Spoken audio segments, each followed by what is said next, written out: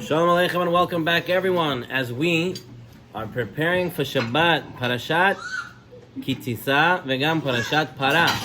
This being the Shabbat right after Purim. We're here today saying the Dvar Torah Le'un Nishmat Nikedam Bat Osnat Shishagol Mechail Chayil B'Gan Eden.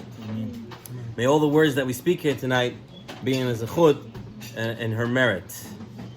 Rabotai, there was a wealthy Jew who once came to the Hazon Ish, and he saw the way the Hazon Ish was living. You know, everybody spoke about the Hazon Ish. He was the man of the generation, the secular, the religious. Everybody respected the Hazon Ish. This wealthy man came to the Hazon Ish. He expected him to live at least a decent, normal life, you know. And he comes and he sees the Hazon Ish's house is empty, no furniture, everything's broken.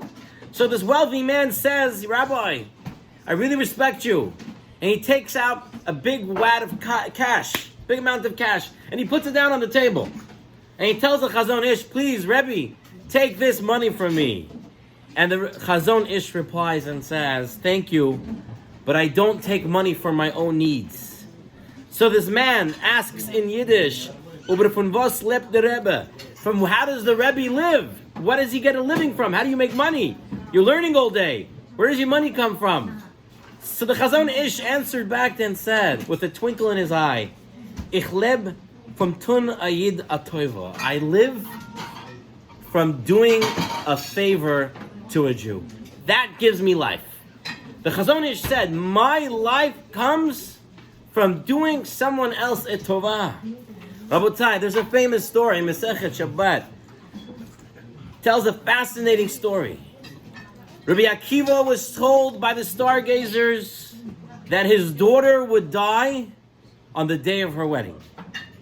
Not only did the stargazers tell this Rabbi Akiva was worried about this. He believed it somewhat.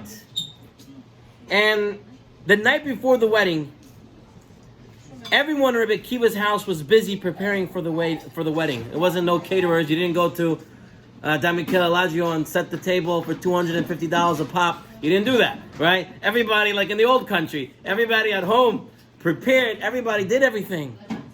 And the Kala was there in the corner preparing. Even the bride was preparing for the wedding. And all of a sudden, there was a poor man. And everyone was busy. Everyone was just ignoring that poor person. And the Kala sees this poor man, and she walks over to him, and she gives him a plate of food. Comes the night of the wedding, and she goes home, and now before she's about to sleep, right? The story goes, she takes the pin out of her head. And you know, they didn't have like a case for the pins. She went ahead and she put it into the wall. She wakes up in the morning and she sees that what? The snake. It was stabbed with the pin straight through it. And everyone's saying, what a miracle. What a miracle. They go to Rabbi Akiva and they tell Rabbi Akiva, is it true? Rabbi Akiva says it's true. And Rabbi Akiva quotes a pasuk from Mishlei. A famous pasuk that everybody knows. Tzedakah tatzil mimavet. That when a person gives tzedakah, he's saved from death. You know, we tell children stories at night to put them to sleep. But when we tell stories to adults, it's not to put them to sleep, but rather to wake them up and say, what am I supposed to learn from this story?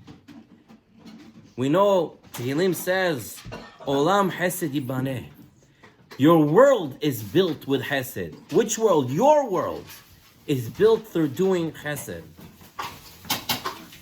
The Zohar HaKadosh on Parshat Vayera writes that when Hashem feels love for a person, when Hashem loves somebody, what does He send that person He loves?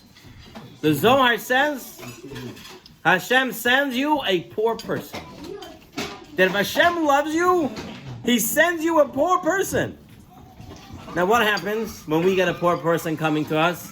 We think, this nudnik, again, is asking for money, you know, or we're busy. Right before making a wedding, and a poor person knocks on our door, wants to make an appointment with us. And we tell him, get away from us. We're busy right now.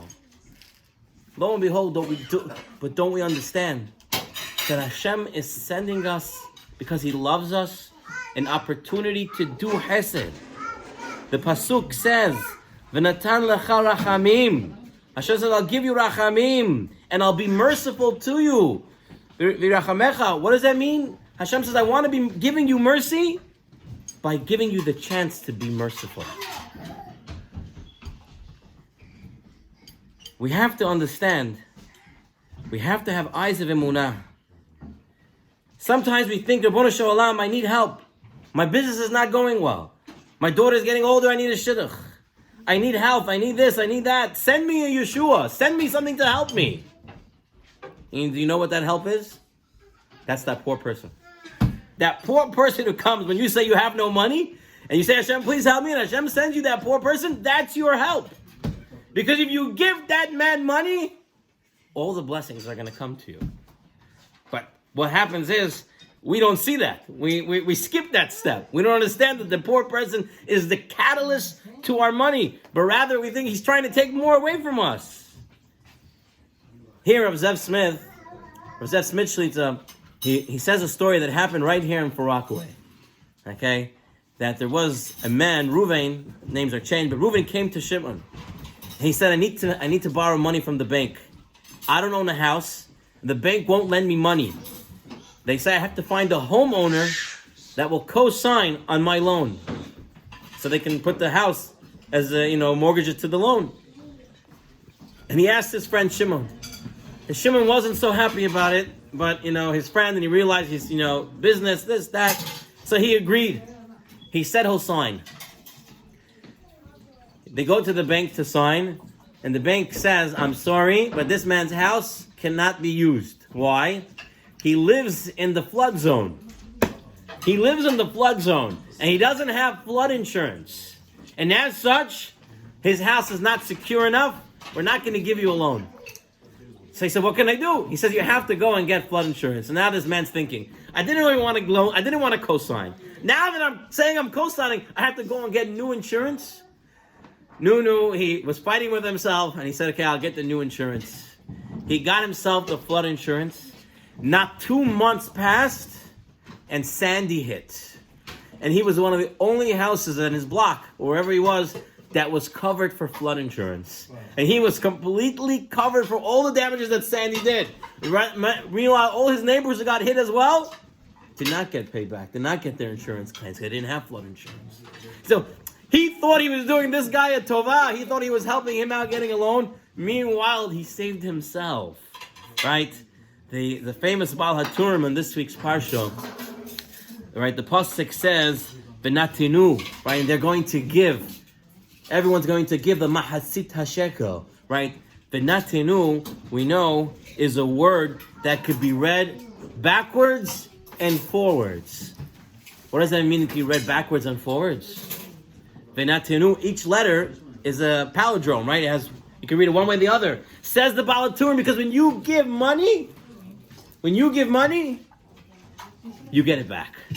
You don't lose by giving someone. Hashem is sending you the opportunity to help yourself when He sends a poor person. Listen to what the Vilna Gaon says from the word mahatzit. Mahatzit, right? Mahatzit hashekel. That's what we give. That's what it says in this Parshat. Give mahatzit hashekel. Half a shekel. What is the word mahatzit? Says the Vilna Gaon. The tzaddik in the middle of the word is tzedakah. Now you have to take a look at the whole word, mahatzit. The first letter and the last letter spells what? Mahatzit, mem, and a taf. What does that spell?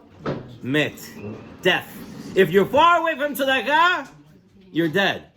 But what are the two inner letters? Mahatzit, right? Het and yud, high. When you're close to tzedakah, when you get tzedakah, you live. If you don't get tzedakah, you're far away from the tzaddik, you're far away, then it's met. This, Rabotai, is the lesson of inatinu, of giving tzedakah. A person doesn't lose from it. Sometimes it looks like you're losing from it, but in truth, in actuality, a person is very much gaining from it. I want to move on to our second lesson from this week's parasha. Every time we're in yeshiva and we're learning about the Chet HaEgel, everyone stresses that the Erev Rav caused the Chet HaEgel, right? The Erev Rav is the mixed multitude that came out with the Jews from Mitzrayim. And they were not Jews. They converted, but they had a lot of their old holdings in them. And although the Chet HaEgel itself was, the Or Chaim says, they did it l'shem shemayim. They weren't doing avodah zarah. They weren't doing idol worship. They were trying to use someone in between Hashem, right? And the face, the Chet, the Egel, was a picture they show in Shemaim. Some of the angels in Shemaim have a face of an Egel, of a shark. But if you think about it, how many people were the Erev Rav already? I mean, I don't know an exact number, but I am assuming they're somewhat less than the Jewish people. You have 600,000 Jews. Maybe, I don't know. We say there were 600,000 people standing in Har Sinai. I'm assuming everybody who's considered Jewish was there. So they're Yechidim. There were a few people. And yet, it caused a lot of people to sin. There's one Averah that is worse than all other Averot. Sometimes a person sins because he's weak at the moment. Something's happening, and he succumbs to a sin. But you know what's the worst sin ever? To cause someone else to sin. Why is that the worst? I'll explain it to you. There was a man who started speaking bad about a certain Rav. And after some time, he felt bad. And so he went to the Rav and he asked him for Mehila. So the Rav said, listen, I can't mochel you so fast. You spoke very not nice about me for a long time. If you want Mehila, you have to do this. Go home, take your pillow that's filled with feathers, go to your backyard and open it up. After that, come back. Man doesn't understand his rabbi. The rabbi said he wants to make tshuva, he wants to get Mehila, he'll do it. So he took his pillow, ran to the backyard, opened it, and the feathers went everywhere. He comes back the next day to the rabbi. He says, Rabbi, I did what you said. Can you please be mohel me? And the rabbi said, okay, now go back to the backyard, collect all the feathers, and I'll be mohel you. And he says, Rabbi, that's impossible. Half the feathers flew away already. Everything ran away. I can never do it. How am I ever going to get mehila? And the rabbi said, listen, the truth is, I'm ready to be mohel you.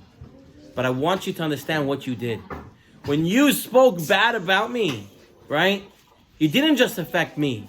Your words are continuing to travel and travel and travel and travel. Even though you're going to make tshuva, your words forever will stay with somebody else. That means your avirah cannot completely be erased. If we make a sin, a private sin, as bad as it is, you have a chance to make tshuva. You have a chance to go and get rid of it. But if your sin involves other people, there is no chance.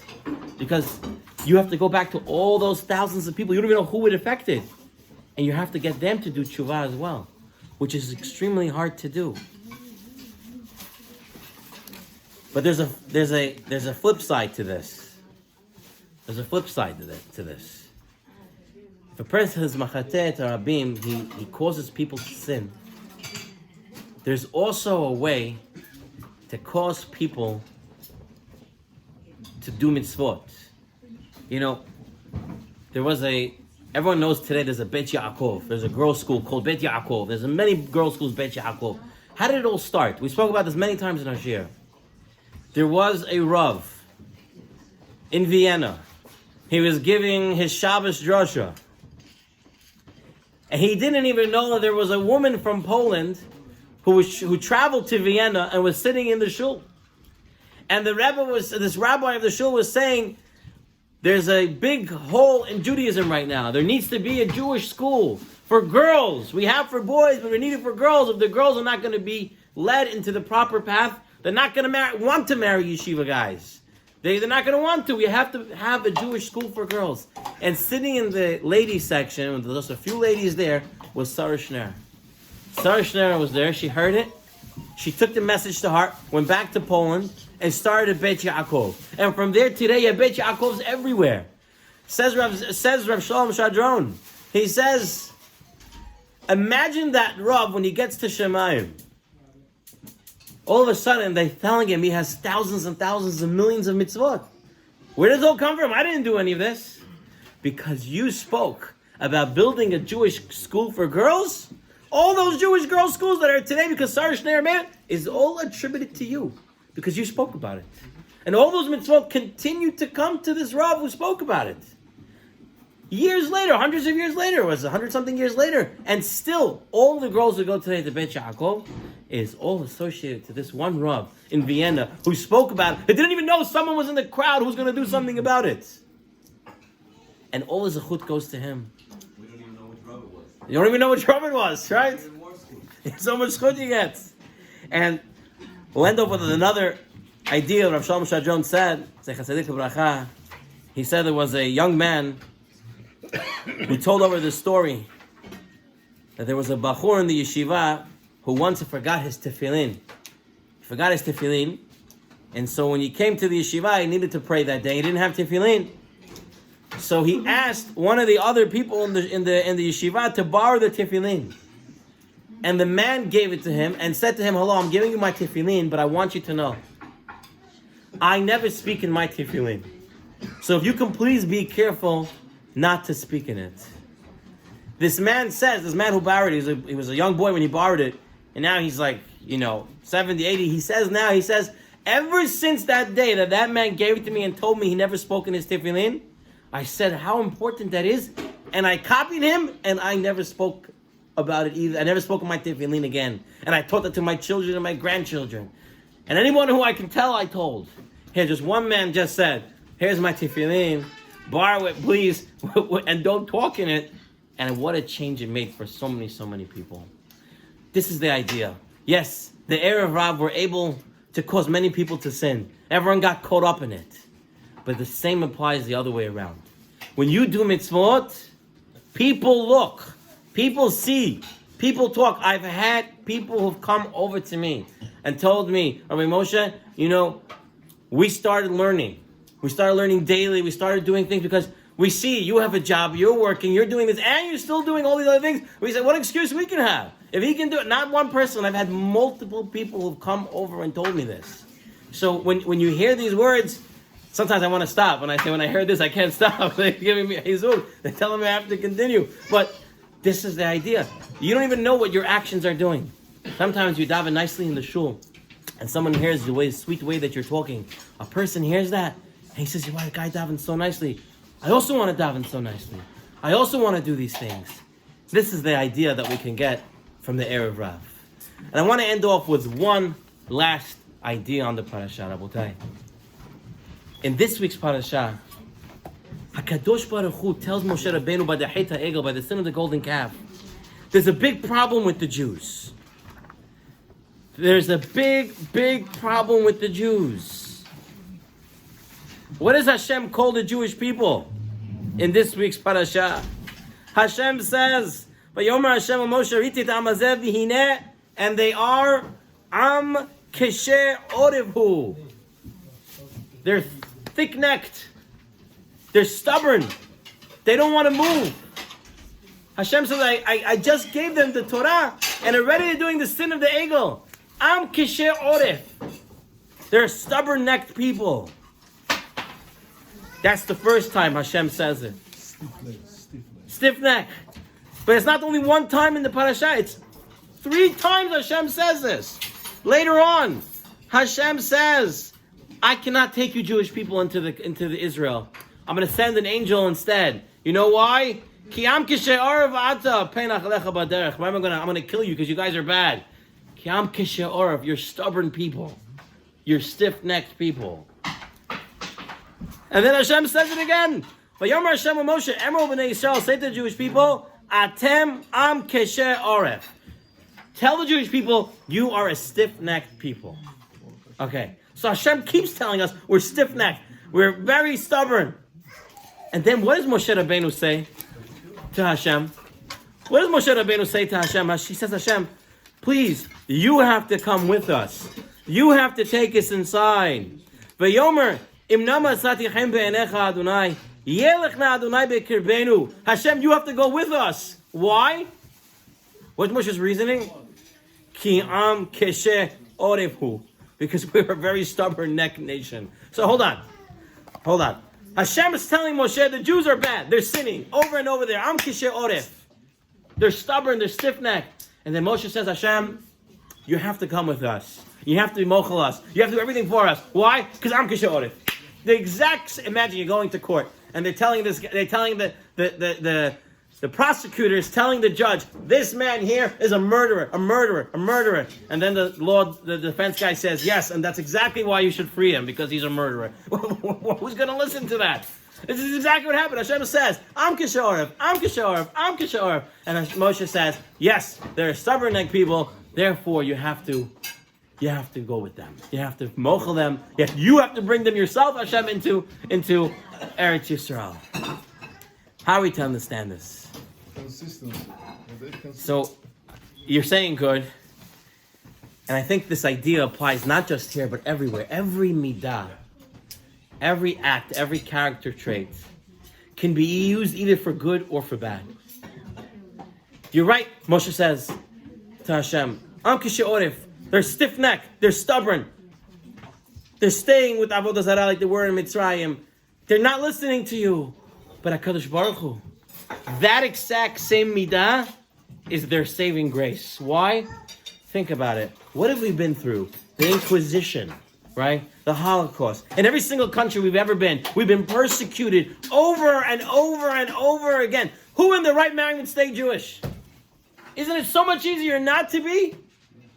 And Moshe says to Hashem, that's exactly why you should forgive us and go with us. Because we're stubborn, we're going to stick to you like glue. No matter how hard it gets in life, no matter how hard it is, we are going to remain Jewish. How many people have went through so many hardships and they became more religious? They became stronger to HaKadosh Baruch Hu. You know, the Koisenberger Rebbe, the Chassadik the Bracha, during the war years, he was in the concentration camp. And the people who saw him that in the concentration, under the Nazi's nose, he kept Torah and mitzvot to the best of his ability. He didn't stop. He kept praying, he kept davening, he kept doing over and over again. Think about, for a moment, you know, how many people went through so much tragedies. Our parents, Baruch Hashem, we didn't live in our grandparents didn't live in Europe, in the parts there where there were a lot of persecution, but there was plenty of persecution that was going on in Samarkand, Bukhara, and all those places. I've heard stories. There were a lot of trouble, but they kept to Judaism. You know, you think about it for a moment. Avraham Avinu, he has to marry off Yitzchak, right? So he tells Eliezer, go back to Aram, go back to the country I came from, and take a wife from there. Does that make any sense? When Abraham was in Aram, right, when he was back in his hometown, they tried to throw him to the Kivshon HaEsh, they tried to throw him into the furnace.